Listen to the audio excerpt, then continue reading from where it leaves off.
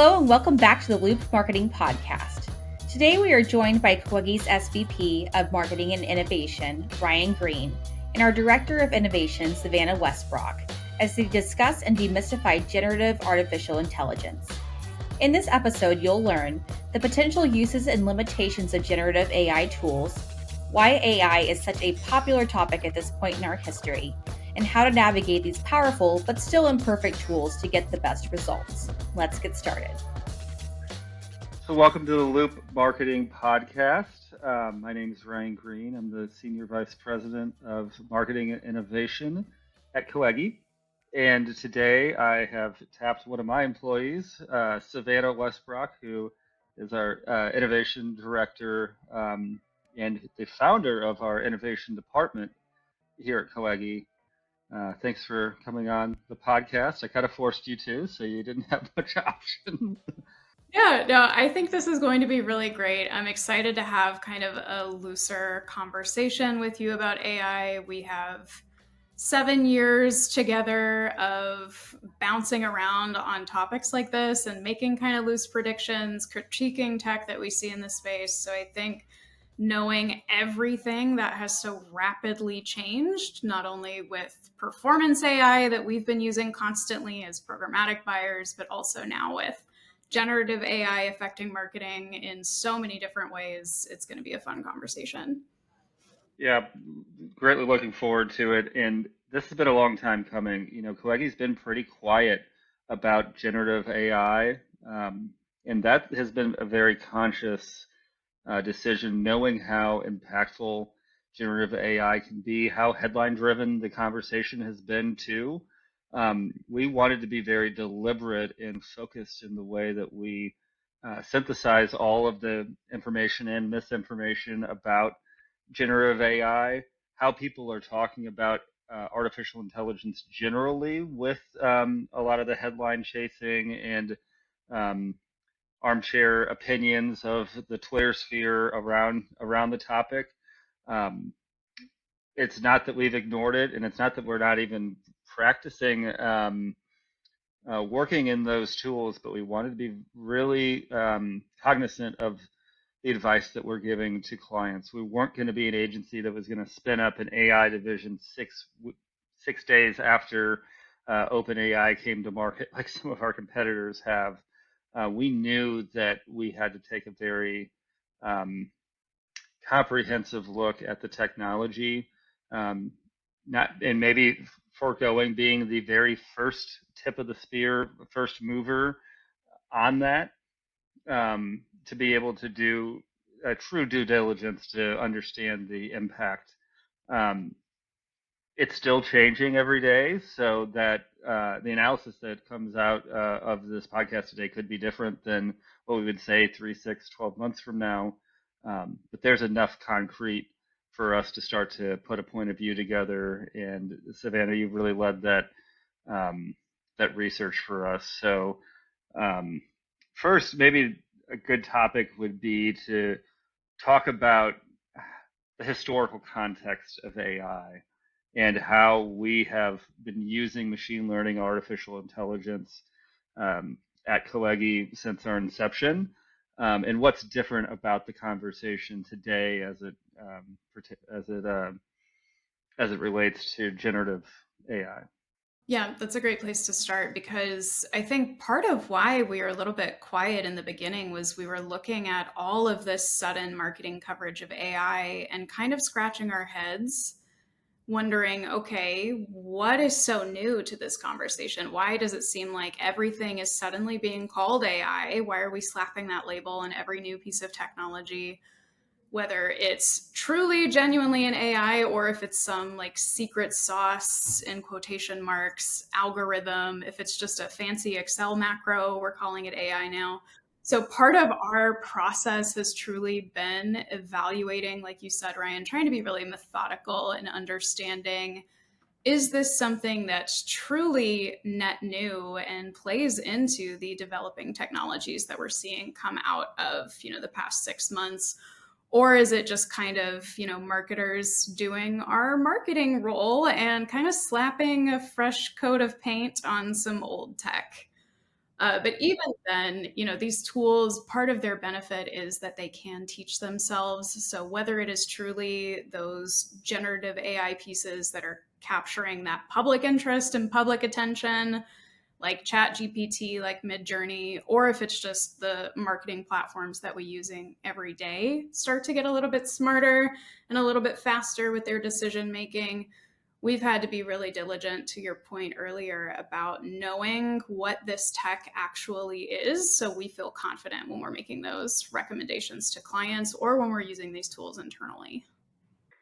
I think because of our place for the past 10 years as a conduit of marketing technology, we've gotten a thicker shield to sales pitches that use buzzwords in general, but certainly ones that purport to have artificial intelligence or machine learning attached to them. We know that a lot of those are black box, smoke and mirror, magic platforms that just suddenly decrease the ROI for a client by 85% just by using one of those magic tools, right? And we know that there's um, um, a lot of gamesmanship in those conversations to the point where I probably block more emails than I read at this point because of how the volume of technology companies purporting to use AI in a non-differentiated way. So with that, however, the companies that have done that really well have made media buying and programmatic media buying feasible. Programmatic wouldn't exist without artificial intelligence. Programmatic wouldn't exist if you couldn't evaluate a million different inventory placements in a second. We've always had to lean into that, and I think that's why programmatic-based media practitioners are really well positioned to understand generative AI, which is the as I'm defining it, is the ability to converse with data sets in natural language. And that's obviously a lot different than building a DSP campaign, but a lot of the underpinning on how we learned how to leverage those tools for programmatic buying, I think, do apply to how to look at what's possible and what's not as it pertains to generative AI. So that's why we've taken a little bit of a careful approach because being such practitioners for a decade now in that field gives us, I think, a really great opportunity to think of innovative ways within the generative AI sandbox to be able to push some really innovative things forward to create automated workflows and to eventually add a lot more efficiency to the work that we do as an agency, and therefore the work that we do on behalf of our clients. And that's where I would say one of the benefits that comes from having that sort of like strong programmatic background, to your point, Ryan, is we can kind of mentally differentiate what we're looking at when we're evaluating an AI tool.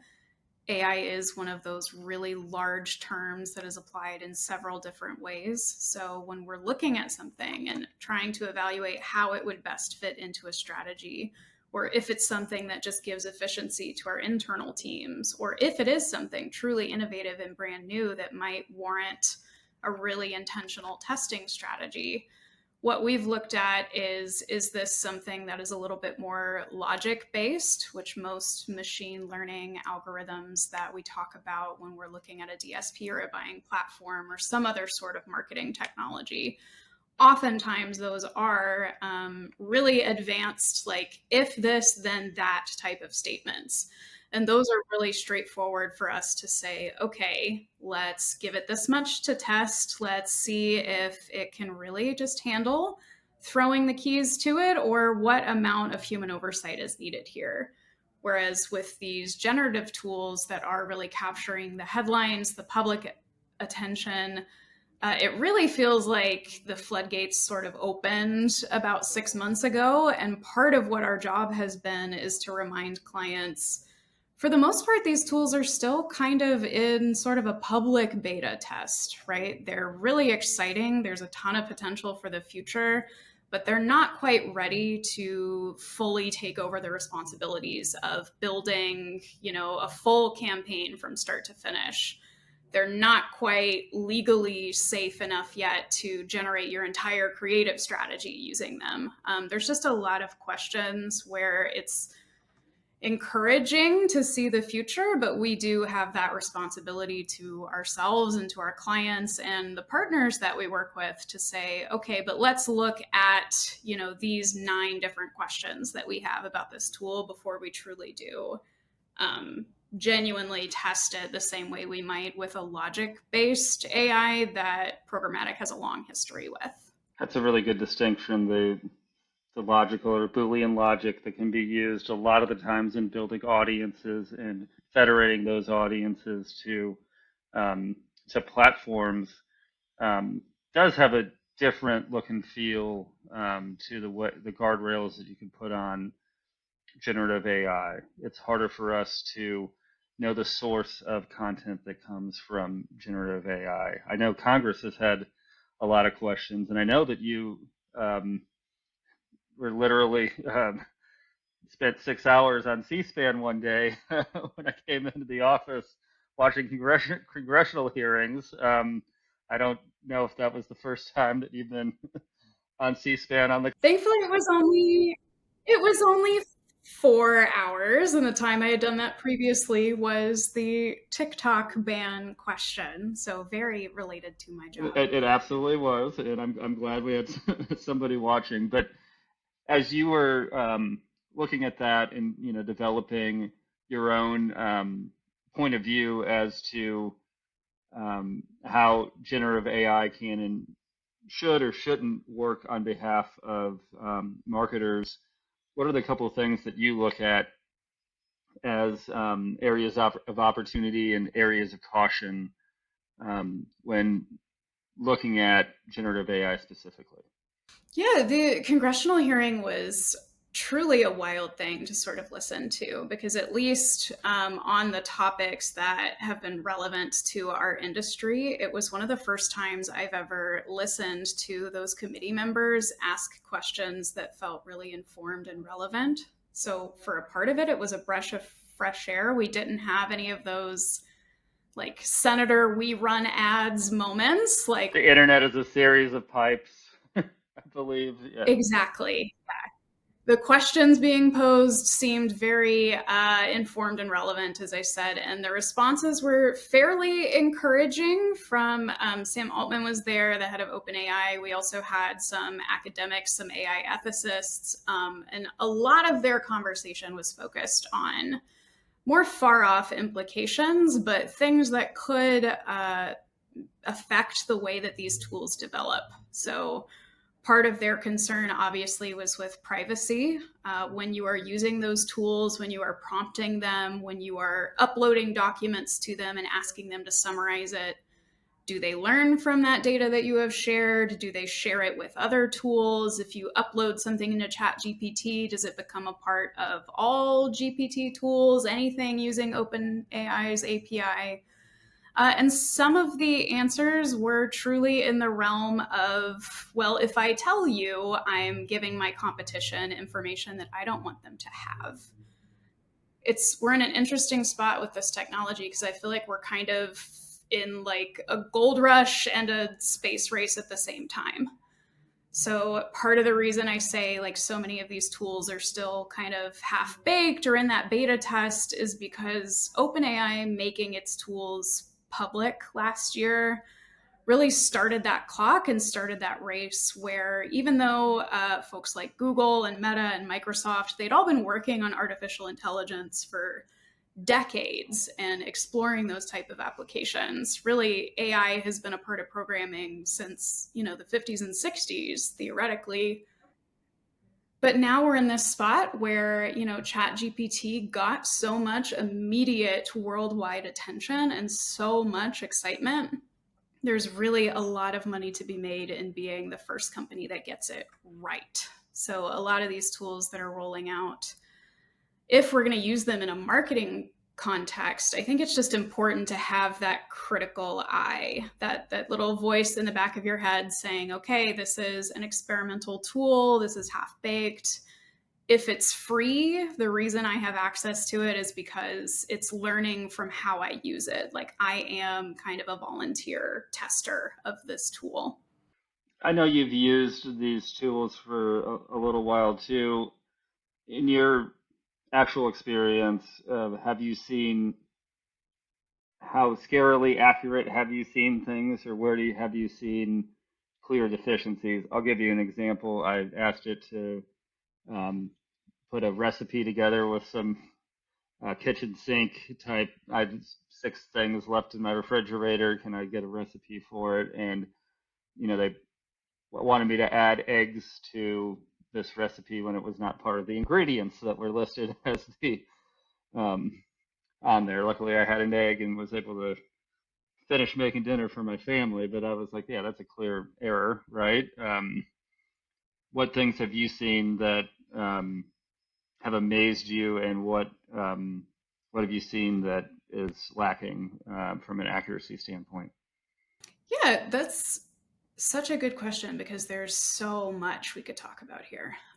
Using your recipe example, I think in general, that's when it's useful to keep in mind that there's a bit of a misconception about how these tools actually work. We get a little bit of projected meaning onto what it is spitting out, but they're not thinking and answering your question, they're just word associations. I've seen a lot of people refer to, especially like those text based AIs, as word calculators. So, in the same way that a mathematical calculator can do a lot of stuff and is extraordinarily helpful, they can't handle things like irrational numbers. So similarly with this technology, we can expect it to do a lot of really incredible formulaic work. We can expect it to be able to synthesize recipes from across its training data and say, okay, egg is normally paired with bacon or pancake or something along those lines. When I have asked it more challenging questions, I've still been really impressed with a lot of the information it spits back out, but it is pretty amateurish. So one example that we did, we prompted it to make a media plan.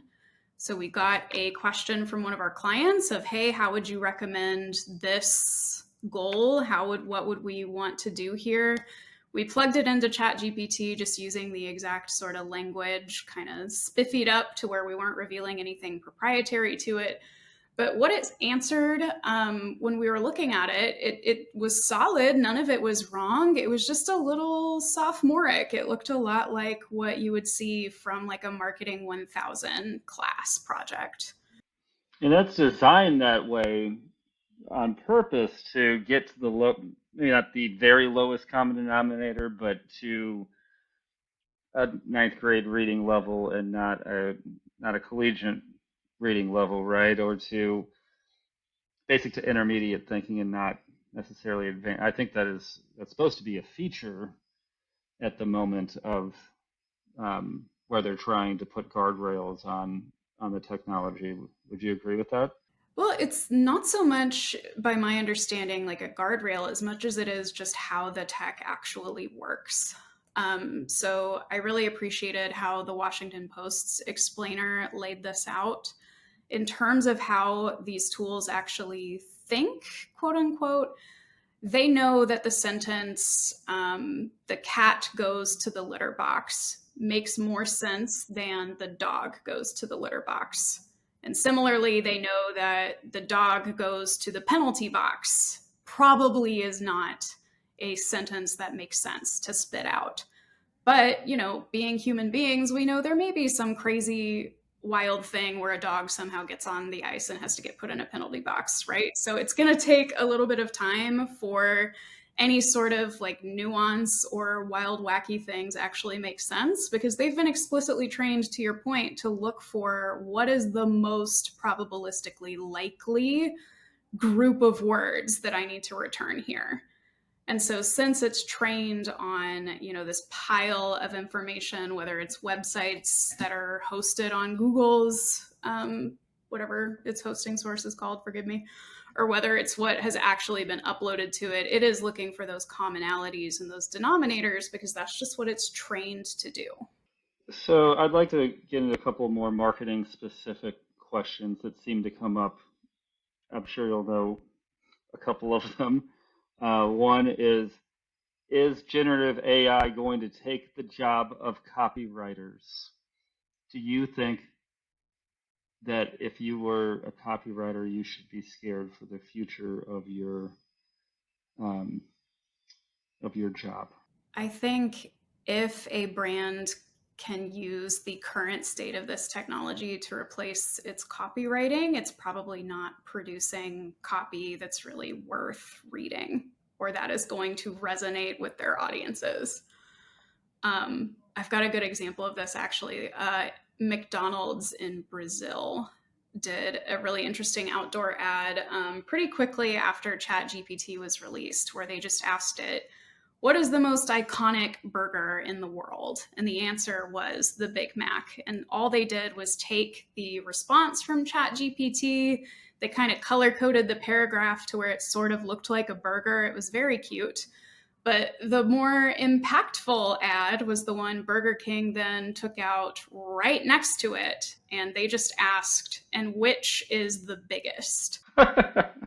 And did the exact same art direction. And obviously, we know using these tools, if you plug in the phrase like, which is the biggest right now to ChatGPT, it doesn't have a clue what you're talking about. There's not like really any context for it. So we know that that was a human idea. That was human copywriting used to complement the larger tool. And that is the type of creativity I think we're more likely to see moving forward, rather than this sort of expectation that these tools are going to get so creative that they replace genuine, like responsive, reactful, personable creativity. That was kind of a softball question to you. But I think it goes back to the responses that you see come out of generative AI tools being pretty sophomoric in their complexities. So therefore, it's probably not the most creative thing that is going to come out. However, the volume that you're able to get of vanilla content, I think especially from personal brand lens, could be helpful in having a baseline of being able to answer certain questions. I could see it from like an SEO perspective. SEO has been gamed for a long time anyways. You could answer some key questions that the internet may have about your company, or FAQs, things of that, at least using some of those initial responses to help be fodder for already boring content that's in an FAQ, for instance. So I could still see some uses of it, but certainly from like the creative agency perspective, I have not seen particularly creative or the inability to citate the research of where some facts come from as well, and knowing that there is not misinformation, but certainly non-accurate facts that come through there's still a long ways to go where this is a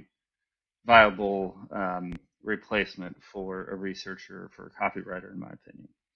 Well, and I think, it's not wrong to expect these tools long term to revolutionize the workplace. I think, there are AI evangelists, there are AI catastrophists, and like most things, I tend to kind of land in that middle. The voices that I trust are the ones saying, I'm really excited for the potential that this can bring, but we're going to have to set those guidelines. We're going to have to recognize that these are new tools, and like every new tech revolution, there's going to be some time needed before we really see what truly changes the world and what's a little bit falling by the wayside. So when I get that sort of like AI anxiety that I think a lot of people feel when they read those pieces saying, Skynet's here, the Terminator's coming, I sort of look back at, okay, email revolutionized the workplace. Having Microsoft Office Suite and just word processors in general, that was a massive tech revolution that changed the workplace forever, and it changed what some jobs look like.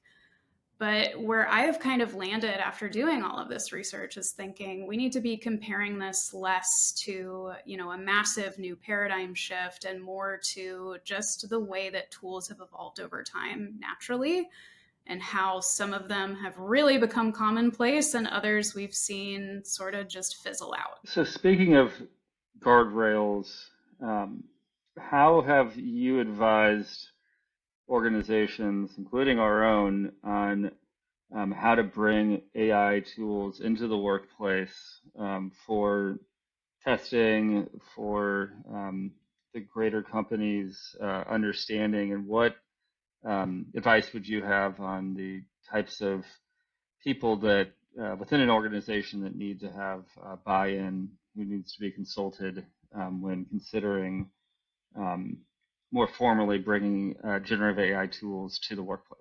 It's been a tricky conversation to navigate because so many of these tools are public. So we have to assume at our organization, anyone can make a Chat GPT account and start playing with it. So I worked with our IT department to start a little bit of an exploratory task force of, okay, across, our company, across different roles, we need to find ways that we can lean into this technology a little bit and encourage some experimentation, but have those conversations about our responsibilities, not only to our own staff, but also to our clients.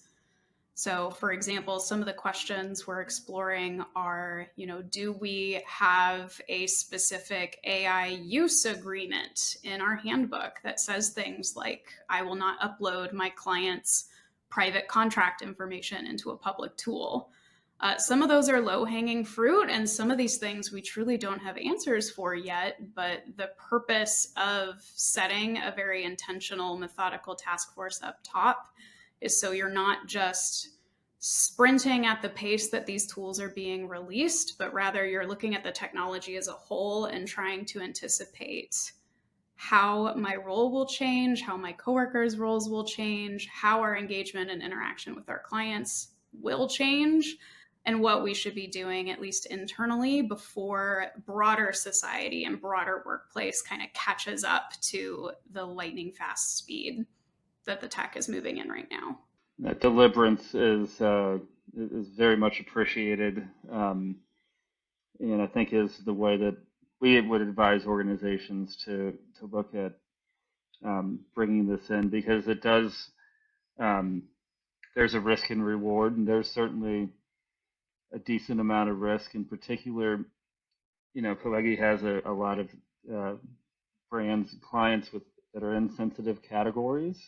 So already we have um, tools in place to regulate the flow of data and information in programmatic technology to ensure privacy, to ensure that we're abreast to regulatory guidelines and policies globally. So, in that same vein, we wanted to do a similar exercise with generative AI, and are, just starting to bring that framework into the workplace so that we can um, have a really clear set of guidelines to operate from, because there is a lot of potential to improve efficiency and to really find some compelling uses of content in particular that um, uh, that generative AI provides for us. So another question I'd have too, just for you personally, where have you seen ChatGPT and Bard being helpful to your work life? What things have excited you? Where do you see some of the easiest opportunities to improve your workflow and efficiencies with generative AI tools? Yeah, I have gotten so much immediate benefit from the way that large language models have improved captioning and transcribing. I think that's one of their strongest areas. I am someone who typically does use captions when I'm in meetings, especially when I've got multiple people talking at the same time. It just really helps me process what's going on. And I've used them for years, and I always sort of had like a 2 second lag when I was listening to other people speak. Some of that lag has started to go away. They're just getting smarter and faster.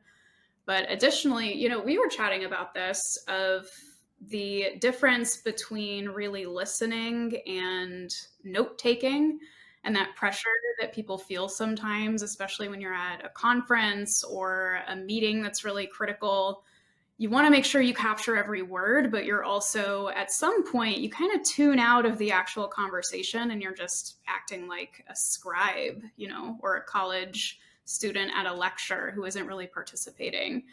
So, looking at some of the transcription tools, even the ones that can be added to webinars and shared afterwards with a full group, I think has really helped us try to stay present in those meetings and has helped us with that efficiency too, because you don't feel that pressure to say, like, whoa, whoa, whoa, wait, go back. I missed what you said. We know that we'll have that record to look back on, and it keeps us accountable to follow up on the points that we have in those brainstorming meetings that are so easy to forget when you drive home.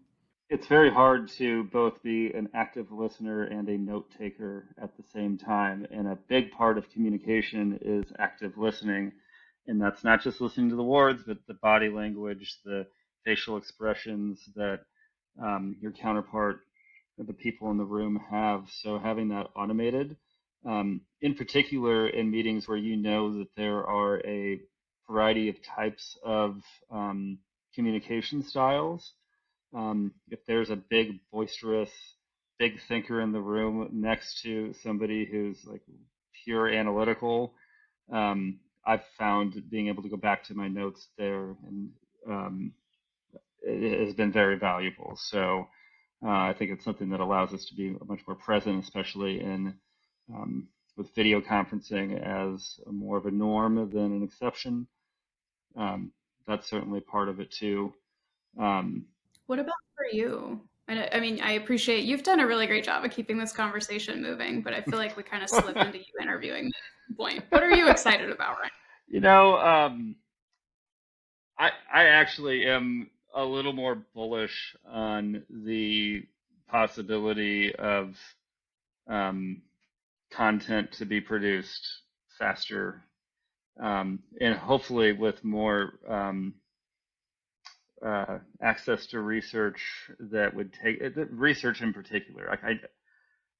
It can take a long time to field Google to get in traditional search to be able to find answers. Um, it was a really interesting example at the Forrester conference that we were just at. Their CEO said that he was on an airplane and got the captain giving on the headset that there was going to be a delay, and he said it was because they needed to change the tires. He had never realized that you needed to change the tires on the airplane, so he quickly went into ChatGPT and said, "I'm on an Airbus A321. How long will it take to change the tires?" And it said, on average, it'll take 2 hours. That was long enough where he was going to miss his connecting flight, so he got on another flight, had his assistant book it. As he was getting off the plane, the captain came on and said, "It's going to be about 2 hours until we're able to leave." But he knew it because he was able to get to that answer more quickly. I have a personal challenge for myself. I'm not going to use Google search for the next 3 months. I'm only going to use Bard and ChatGPT just to really immerse myself in what this new paradigm is going to look like. I don't think that means Google's like suddenly going away or their business models upended, but I do think the way that we have interacted for the past 20 years with the search engine is going to be different. The ways that we prompt it, and we're all, instead of becoming creators, I think are going to ultimately become better editors. I think that the journalistic mentality of editing will be, in fact checking, is going to be even more critical and important, especially as, and this isn't something I'm excited about, this is a fear that I have, but it's going to be a lot easier for to automatically mimic human behavior, as far as like made for advertising websites. The ANA had a big thing on the percentage of spend going for made to advertising websites. Coegi has sniffed those out for a long time. We have 60,000 websites on our blacklist, but it's going to be a lot easier to mimic those sites using natural language processing. So that's a little scary, and I think where it's going to be harder to sniff out what's real and not on your social news feeds, etc. So um, it's going to be important for everybody to be their own journalist, their own fact checker, um, and to start to be able to take that mentality to their interactions on the web in general.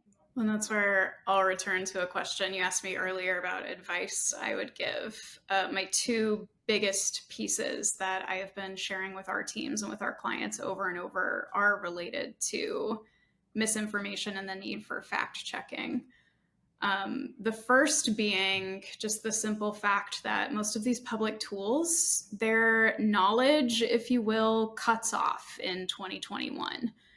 That is when they stopped inputting with training data. So they're still learning based on what users are uploading to it. But if we think about, how much the world has changed already since 2021, I know it wasn't that long ago, but particularly, we have so many clients who are in sort of that healthcare and pharma space, and their technology advances quite rapidly as well. If we prompted GPT for a history and timeline of a specific medication, for example, or a specific disease state, it's not going to have the most accurate information, and it's not going to have the most up-to-date information. Whatever it has is whatever it was trained on. So you do have to do your due diligence to remember these tools don't have access to the full internet and all of the gated knowledge that might exist in like a medical journal, for example. Which leads me to my second piece of advice, which is to keep in mind that they make stuff up. And even that is personifying them a little too much. They're not doing it intentionally. But if anyone listening isn't familiar with this, look up the term AI hallucinations, and you'll get a good explainer of how, just because the technology is really functioning as a word calculator, it's not going to return an answer that says, I don't know the answer to your question. They have a tendency to truly just craft out of thin air. So there was a case of like an attorney who wrote a briefing for a judge using ChatGPT, and he didn't triple check all of the cases that it had cited. And he found out that most of them were fake, and they sounded really legitimate. It was like, Gonzalez versus the state of Washington concluded that blah, blah, blah. And it was the judge who did that due diligence of fact checking and looking through and ended up throwing out the full case. So stakes are often a little bit lower in marketing, but still really critical to keep in mind when you are using these tools for that research, is that you can't solely use these tools for research. They should really be an ideation or a starting place.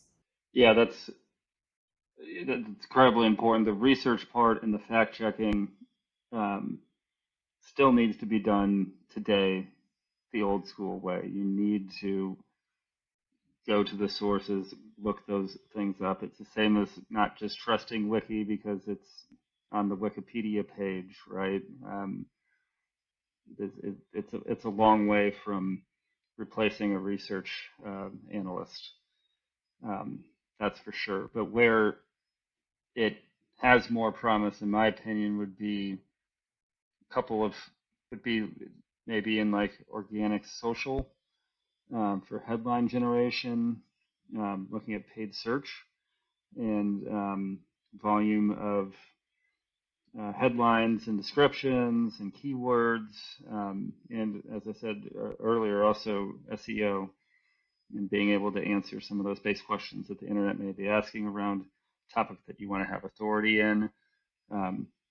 Those are places where I do think you should be looking at generative to help put at least the foundation and framework into an argument. It shouldn't be the whole thing, though. And if you're as silly as the attorney who's copy and pasting something as important as a court case briefing that you're putting in front of a judge, you shouldn't have that job now. You're skipping many steps, and generative AI may never get to a place where you're going to be able to have full trust in the what's behind it. But it is a good way of modeling the base of the internet, right? It's almost, and this is probably why Reddit has a fight with generative AI right now and scraping it, right? It is a way of getting that baseline of how the internet feels about something. Well, and we haven't talked very much about image generation yet, because that is an area that is extremely under legal scrutiny right now. So our sort of blanket opinion has been to not use any sort of open AI product for image generation. But still, I found in terms of like how we can use it internally, it's especially helpful for that ideation and just collaboration, especially for folks like us who don't have like a big creative background. I know you never want to be the person talking to a creative guy, asking him to like make it pop, right? Or give that other sort of type of feedback. So instead, I have found it be really helpful to say, okay, this is the sort of aesthetic, this is the vibe, this is where we expect the client will be happy if they see this type of imagery. Or, I can't even draw stick figures. So if I wanted to put like a storyboard or something in a pitch, it would be helpless for me to try to do it myself, but it would also be kind of a waste of time to tap internal people to try to do it for me. If it's just for a really high level exploratory conversation, you can use these tools for things like that without getting into hot water. I think it's mostly just our general point of caution to have that human oversight before you truly put a budget to something and try to set it live. Yeah, I agree. At least in my limited use of the Midjourneys of the world, the prompts to get something to look okay even are really complicated. And the prompts for generative AI, at least on the OpenAI and Bard side, are much more straightforward. So the journey has a little bit of work to do, I think, from the prompt side to make it more accessible. Well, and hey, maybe we'll be back here in 6 months talking about how Gen AI has developed since we last spoke. I bet we will. So thanks again, Savannah, for your time and the 7 years of partnership that we've had at Coegi too. It means the world to me. You've been a great friend, and it's been awesome to see your development as a professional. So here's to 7 more years of working at Coegi. 7 more years with the help of AI co-pilots. Let's go. Yes, let's do it. Thank you, everybody, for listening, and have a great day. Thank you for listening. Coegi is an industry-leading performance marketing agency based in the Midwest. We've learned a lot since our founding in 2014 and started the Loop Marketing Podcast to share some of our hot takes on marketing trends we're following, best practices we've discovered, and actionable tips for improving your digital strategy. We'll see you next time.